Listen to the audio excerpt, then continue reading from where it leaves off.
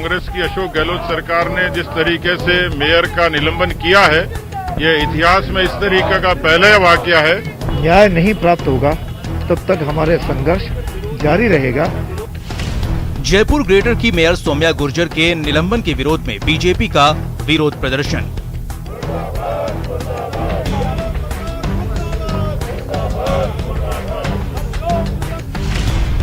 जयपुर में प्रदेश भाजपा मुख्यालय पर वरिष्ठ नेताओं ने प्रदर्शन किया।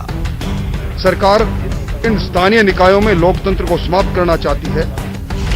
बीजेपी के विरोध प्रदर्शन में खींचतान दिखी, 2 विधायक नहीं हुए शामिल। काली पट्टी बांध करके जो विरोध प्रदर्शन है वो लागू करना पड़ेगा तमाम जो बीजेपी के। बीजेपी नेताओं ने राजभवन पहुंचकर राज्यपाल को ज्ञापन दिया।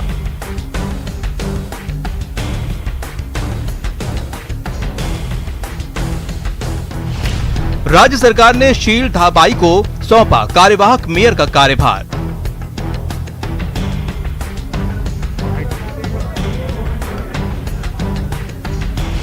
धाबाई का बयान चर्चा में, कहा 7 दिन में देखना किस तरह होता है कायाकल्प। जयपुर की जनता को ये विश्वास दिलाना चाहती हूँ कि नगर निगम का एक एक कर्मचारी तन मन धन से जयपुर की जनता की सेवा करेगा। निगम की ग्रेटर सियासत। नमस्कार, बहुत स्वागत है आपका। प्राइम डिबेट देख रहे हैं आप, आपके साथ मैं जेपी शर्मा। जयपुर ग्रेटर नगर निगम का बवाल अभी लगता है कि लंबा चलेगा। मेयर समेत 3 पार्षदों के निलंबन से अकुलाई भाजपा की तरफ से विरोध प्रदर्शन का सिलसिला जारी है। निलंबित महापौर कोर्ट से आस लगाए बैठी हैं, हाईकोर्ट पहुंच गई हैं और सरकार मजबूती से अपने स्टैंड पर है कि कार्रवाई विधि सम्मत है और पीछे हटने का सवाल ही नहीं है। इस बीच आज पूर्व महापौर शील धाबाई ने एक बार फिर कार्यवाहक तौर पर मेयर की कुर्सी संभाल ली और ऐलान किया कि 7 दिन में शहर की सूरत बदल जाएगी। ये तो खैर 7 दिन में देखा जाएगा, लेकिन ये विवाद क्या सूरत लेगा ये देखने वाली बात है। कानून के मोर्चे पर कौन कहाँ ठहरता है, पक्ष विपक्ष के लिए सियासी नुकसान फायदा की गुणागणित क्या है, और खासतौर पर भाजपा की एकजुटता पर जो सवाल इस बीच उठे हैं, निगम की भाजपा की राजनीति का भविष्य किस दिशा में लेकर जाएंगे, ये भी अभी देखना होगा। इस पर आज प्राइम डिबेट में चर्चा करेंगे इन सवालों के जरिए कि कुर्सी खोई, अब आगे साख की लड़ाई क्या अदालत में तय होगी। मेयर को हटाने के लिए सरकार पर जो आरोप लगाए जा रहे हैं कि बहाना ही ढूंढना था बस, क्या ये आरोप सही है? और क्या मेयर निलंबन प्रकरण में भाजपा पर जो उंगलियां उठ रही हैं इन आरोपों की कि फूट है पार्टी में, क्या ये सही दिशा में इशारा करती हैं?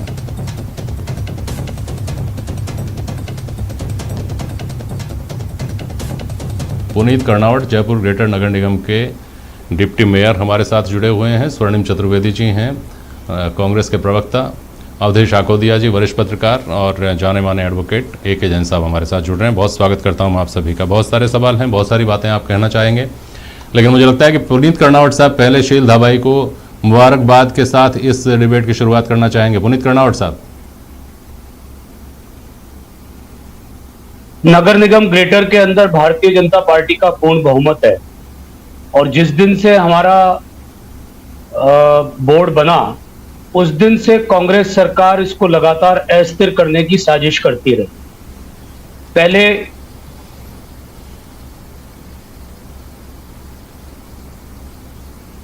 पुनीत जी की आवाज सुनाई नहीं दे रही है।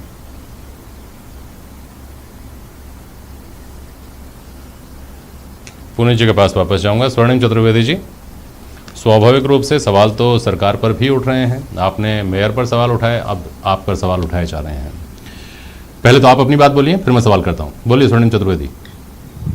देखिए जेपी जी, लोकतंत्र में किसी भी चुने हुए प्रतिनिधि को या किसी भी व्यक्ति को कानून का उल्लंघन या संविधान के विरुद्ध कार्य करने का अधिकार नहीं प्राप्त होता है। और ये जो एग्जाम्पल है, ये सबसे पहले भारतीय जनता पार्टी के तत्कालीन मुख्यमंत्री श्री भैरव सिंह जी शेखावत ने अपने मंत्रिमंडल के एक सदस्य को इसी तरह के आचरण करने पर हटा करके दिया था। तो भारतीय जनता पार्टी को खुद का आचरण देखना चाहिए। सबसे पहले यह देखना चाहिए कि जो अभी पूर्व महापौर है जिनके खिलाफ कार्रवाई की गई है, उनके आचरण के लिए, उनका आचरण जो है क्वेश्चनेबल पहले से ही रहा है। और बस फर्क इतना सा है कि पिछली बार कार्रवाई भारतीय जनता पार्टी की खुद सरकार ने की थी और इस बार कांग्रेस सरकार ने की है। और बहुत अच्छा होता जो आज हम अपुष्ट खबरें सुन रहे हैं कि भारतीय जनता पार्टी अपने पार्षदों को बुला करके फीडबैक ले रही है, तो कांग्रेस पर आरोप लगाने से पूर्व या प्रदर्शन करने से पूर्व अगर वो इस तरह का फीडबैक पहले ले लेते तो बहुत बेहतर होता। ठीक है, अब वापस आता हूँ स्वर्णिम जी। पुनीत कर्नावट की बात अधूरी रह गई थी, जुड़ गए वापस हमारे साथ। बोलिए पुनीत जी, आपको मेरी आवाज सुनाई दे रही है ना? मैं आपको यही कह रहा था कि निर्वाचित बोर्ड को अस्थिर करने की जो लगातार कोशिश हुई उसकी परिणति आप लोगों ने देखी है। हमेशा डिफरेंस ऑफ ओपिनियन होता है। जो जनप्रतिनिधि होते हैं उनका अपना नजरिया होता है, जो प्रशासन होता है उनका अपना नजरिया होता है। उन दोनों के बीच में सामंजस्य बैठाकर ही काम किया जा सकता है। लेकिन जिस प्रकार सरकार के इशारे पर आयुक्त महोदय ने एक बवंडर खड़ा किया और सरकार के इशारे के ऊपर किए गए इस सारे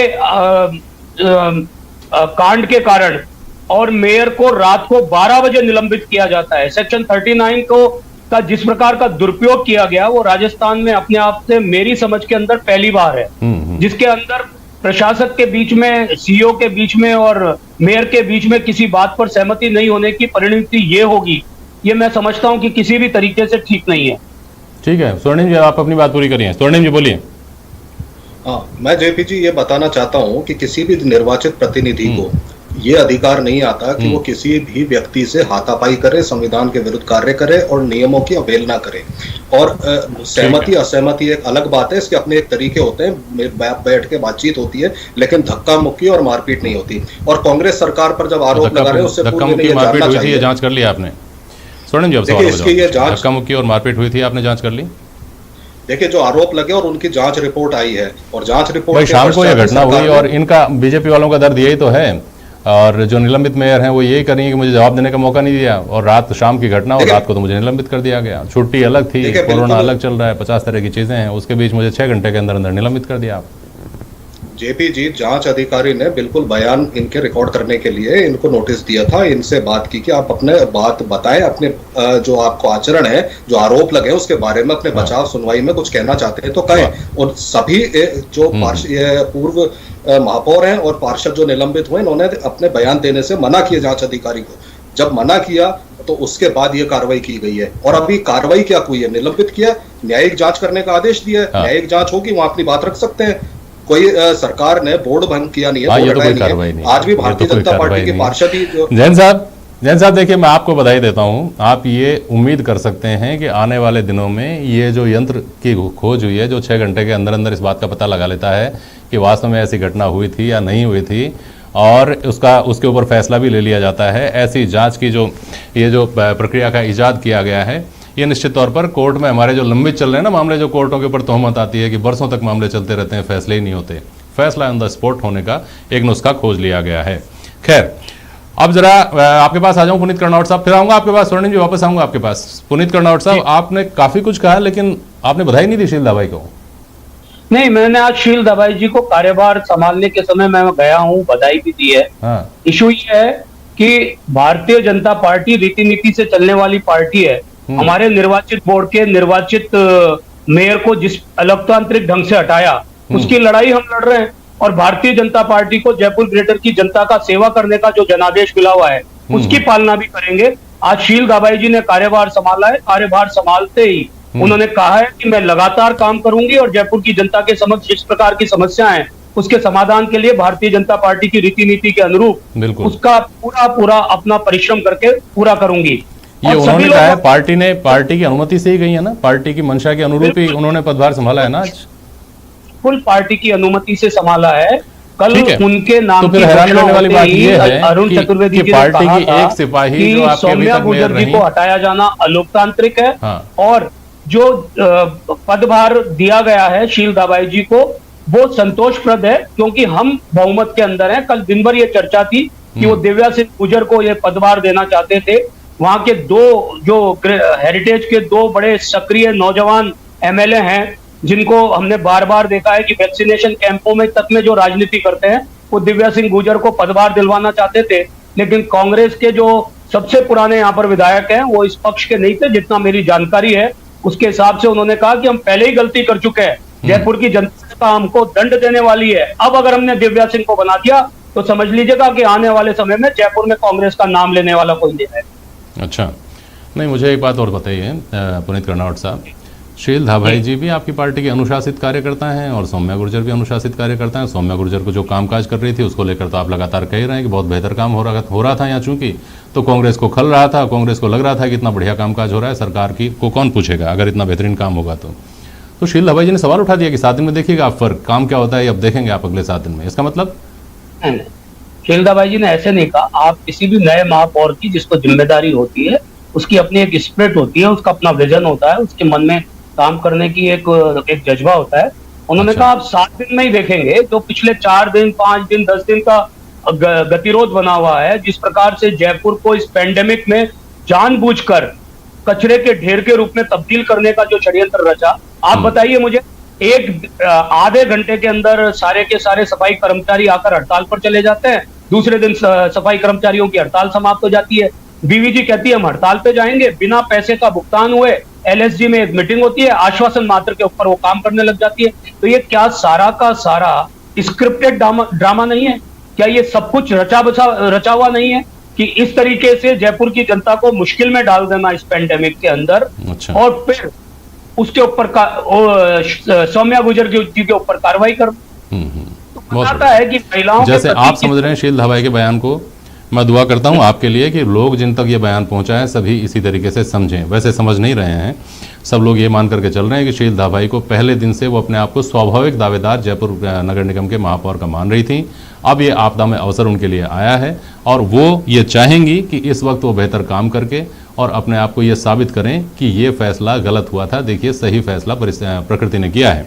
अवधेश आकोदिया, इस पूरे प्रकरण का किसके लिए क्या हासिल है और किसके लिए क्या नुकसान है? अवधेश आकोदिया।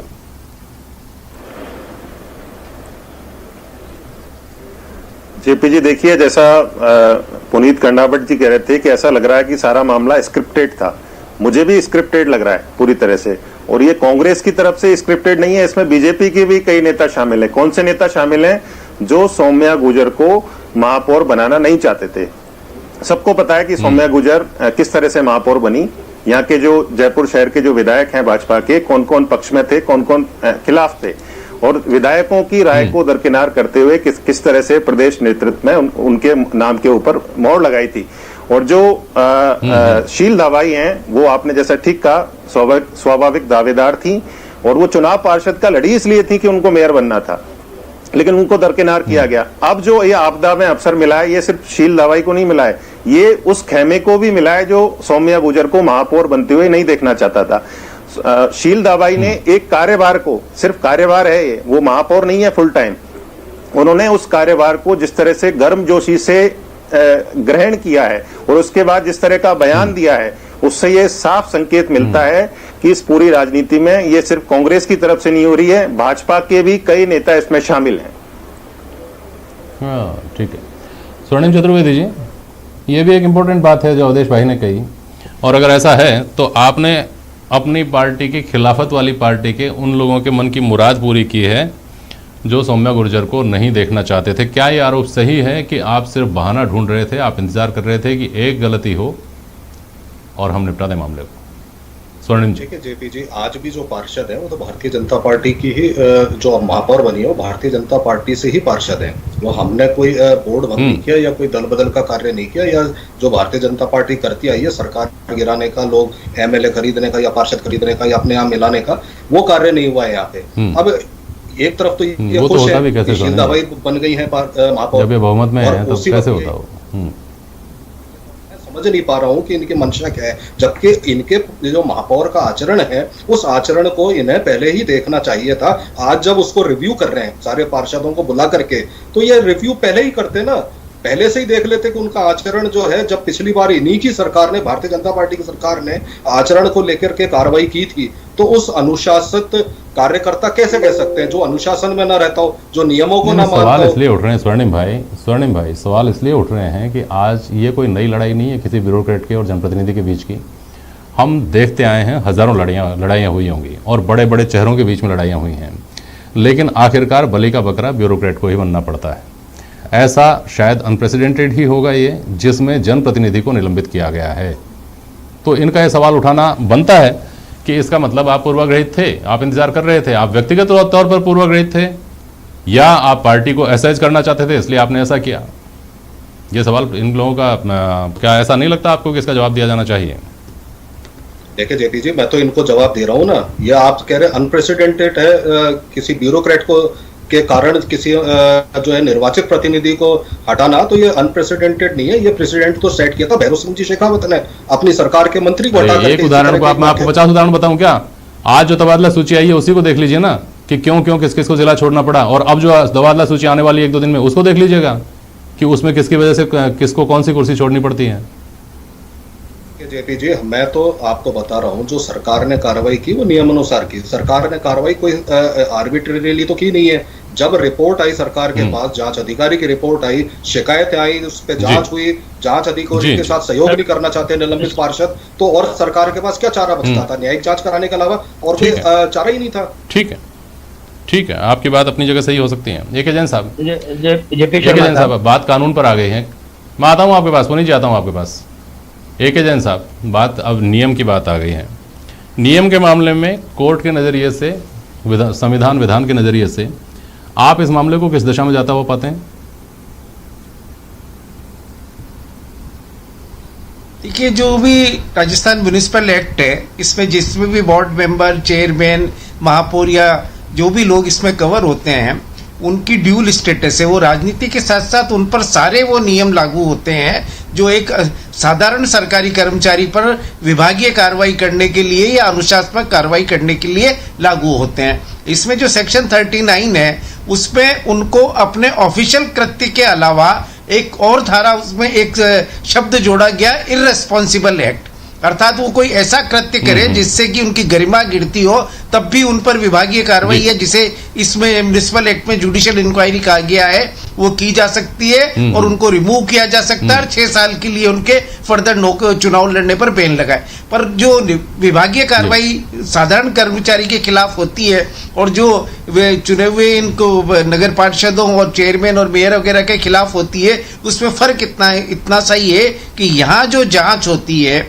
जो इंक्वायरी होती है, रेगुलर इंक्वायरी, वो की जाती है डिस्ट्रिक्ट जज लेवल के ऑफिसर द्वारा, ताकि उस पर ये न आरोप न लगे कि राज्य सरकार का अधिकारी है। अभी जो जांच हुई है वो प्रारंभिक जांच है। किसी मामले में कोई आपराधिक कृत्य भी हो सकता है, अर्थात मान लीजिए किसी ने ड्यूटी पर मारपीट की तो उसका क्रिमिनल केस तो चलता ही है, पर उसमें विभागीय जांच भी हो सकती है। और सामान्यतः विभागीय जांच आरंभ करने से पहले एक प्रारंभिक जांच करवाई जाती है। प्रथम दृष्टया मामला उसका बनाया जाता है, जिसमें जो रिपोर्ट रेणु खंडेलवाल ने दी है वो प्रारंभिक जांच रिपोर्ट है। तो प्रारंभिक जांच रिपोर्ट में कानूनन जो डेलिक्वेंट जिसको हम कहते हैं या जो जिस पर दुराचरण का आरोप होता, उसको सुनवाई का मौका दिया जाए, कानूनन ये जरूरी नहीं है। और जो निलंबन है वो भी कानून में दिया हो गया। उसने कहा कि निलंबन सरकार कर सकती है, निलंबन कब किया जाता है ये नहीं है, परंतु जो रेगुलर जजमेंट्स हैं वो कहते हैं कि निलंबन 2 ही स्थितियों में किया जाना चाहिए।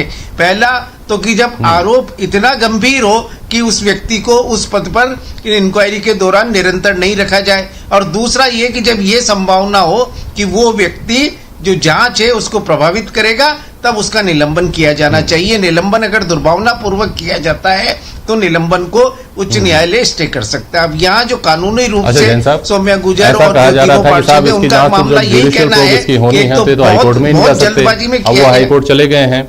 अब इस मामले में अगर हाईकोर्ट से स्टे आ जाता है तो ऐसी स्थिति में क्या होगा? नहीं, हाईकोर्ट में हाईकोर्ट में अगर इनके सस्पेंशन को स्टे कर देते हैं तो सौम्या गुर्जर को पुनः वापस जो महापौर है उसका कार्यभार दिया जाएगा, क्योंकि उनको सस्पेंड किया गया, अर्थात उनको उस पद पर कार्य करने से रोका गया। अभी तक उनको कार्य से हटाया नहीं गया। वो तो अगर इंक्वायरी रिपोर्ट उनके विरुद्ध में आएगी तभी जाकर वो कार्रवाई हो सकती है। तो आज की स्थिति में तो उनको सिर्फ ये बताना है कि मेरा जो सस्पेंशन है उसकी जरूरत नहीं थी, ये दुर्भावनापूर्वक किया गया है, और उसमें उनके पास मुख्य आधार यही कि एक तो बहुत ज्यादा जल्दबाजी में किया गया और दूसरा मेरा कृत्य इतना गंभीर नहीं था।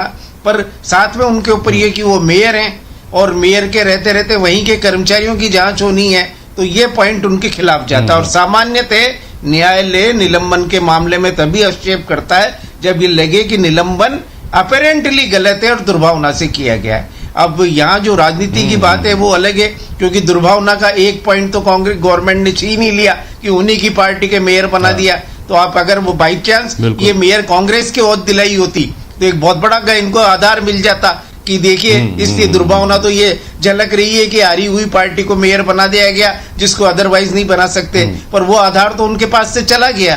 तो निश्चित रूप से आज जो शीलदा भाई को वो कार्यभार सौंपा गया है उससे लीगली इनके केस को नुकसान हुआ है। अगर इसकी जगह कांग्रेस वालों को देते तो मुझे लगता था कि कोई ना कोई न्यायालय इनको जरूर स्टे दे देता, पर अब मामला थोड़ा सा पेचीदा हो गया।